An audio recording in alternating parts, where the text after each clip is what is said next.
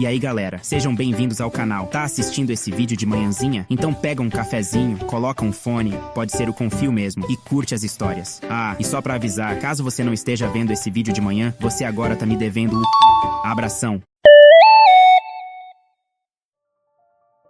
Vou aproveitar que a essa hora o álcool já está falando por mim, para dar um conselho a vocês jovens rapazes.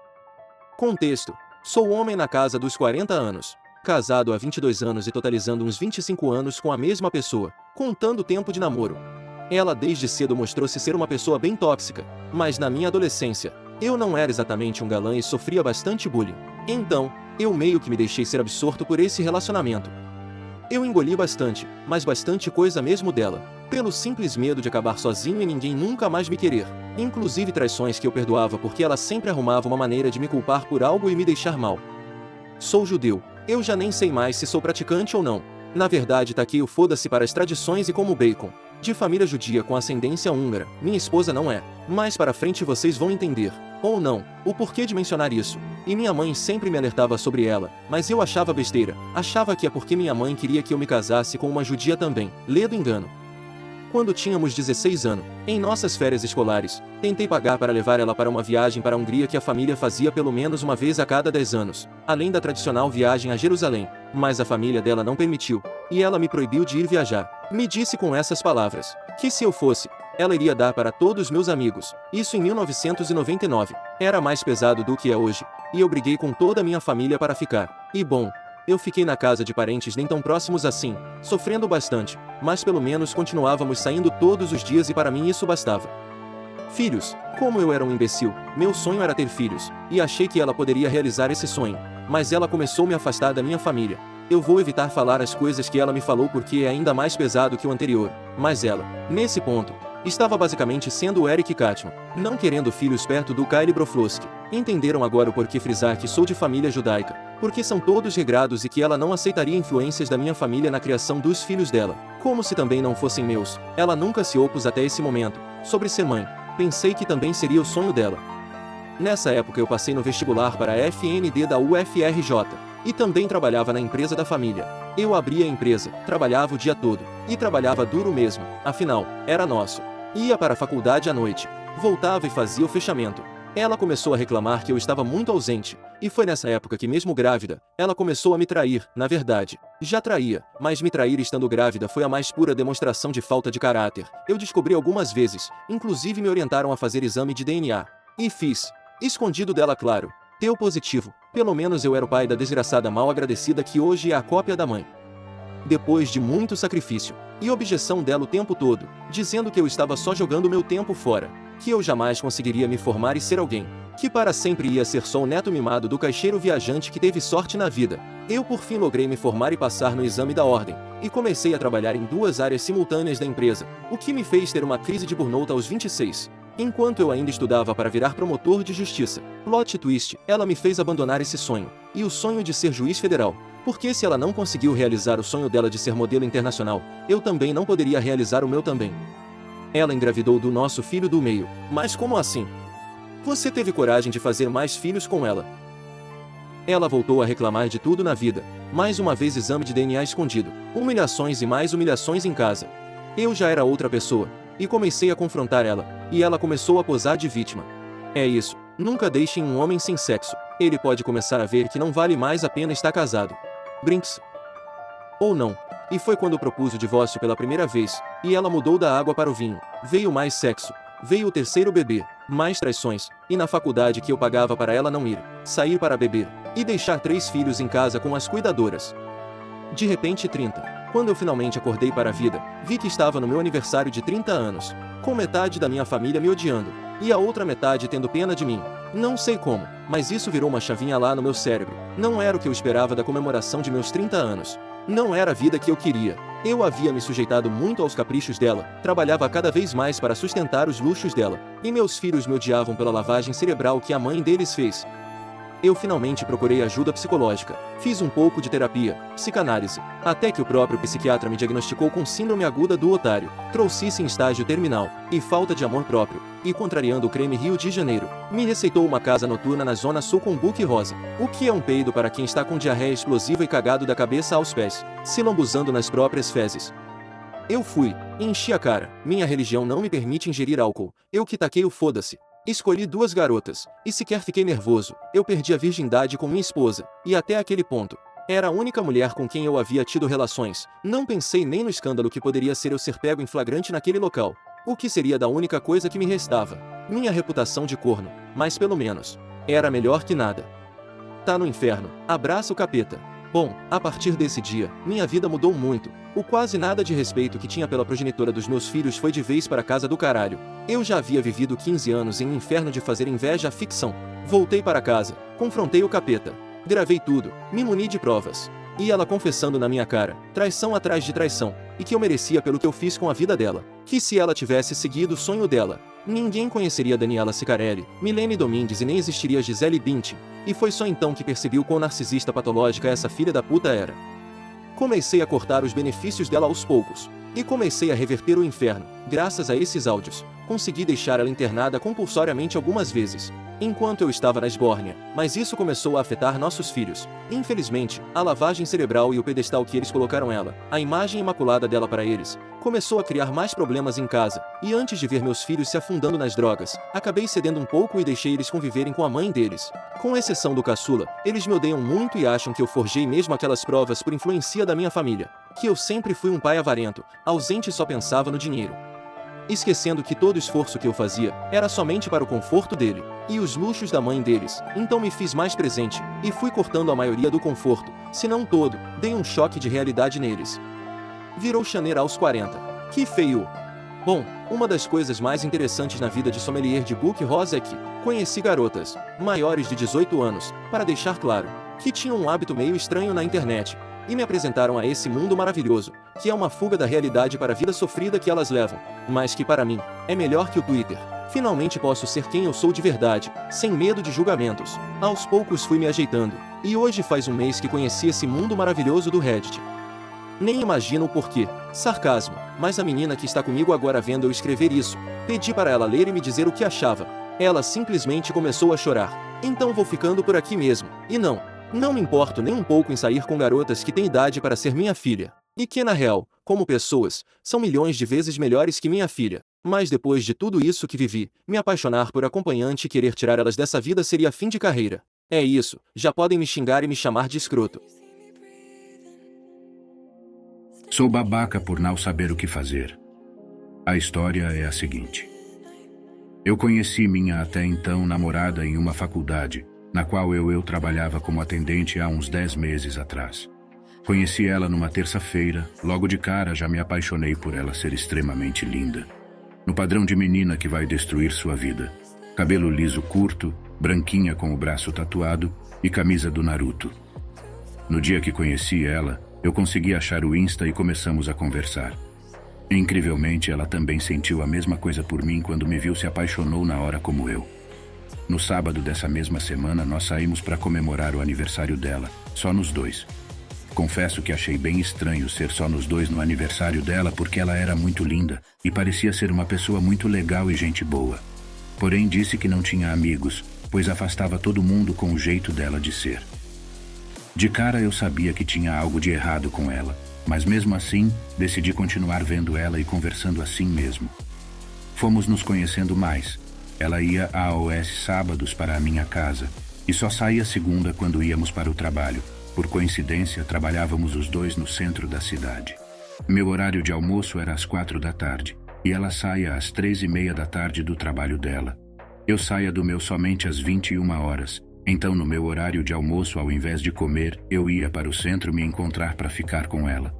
O tempo foi passando e eu fui conhecendo ela de verdade. No início ela era uma menina super carinhosa, atenciosa e que me tratava super bem. Aliás, eu era do mesmo jeito, só que isso acabou rápido. Conforme o tempo foi passando, ela foi se mostrando muito ciumenta, possessiva e muito tóxica. Ela começou a reclamar e brigar muito todos os dias por eu ser como eu era. Do meu jeito de ser, do meu jeito de falar, das roupas que eu vestia e até do meu cabelo.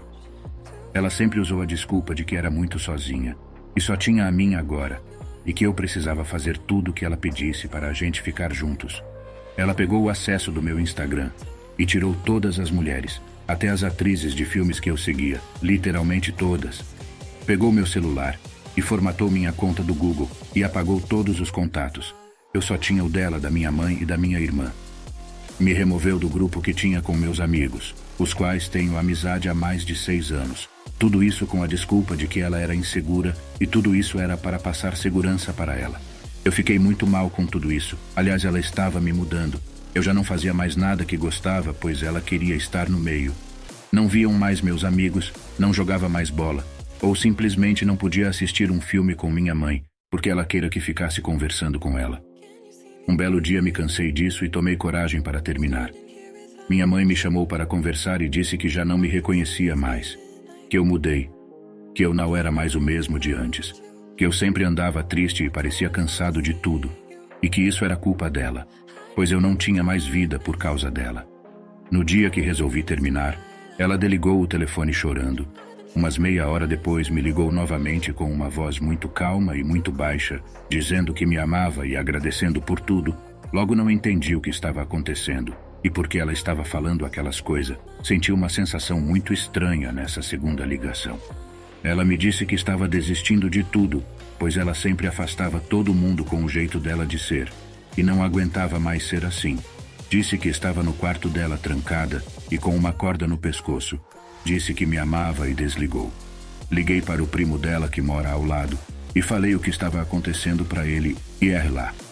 Eu peguei um Uber moto e fui voando para a casa dela. Quando cheguei à porta do quarto dela estava arrombada. O primo dela teve que arrombar, pois estava trancada e com a cama na frente, e ela com a corda no pescoço. Corri e abracei ela. Ela chorava muito pedindo para eu não lhe deixar.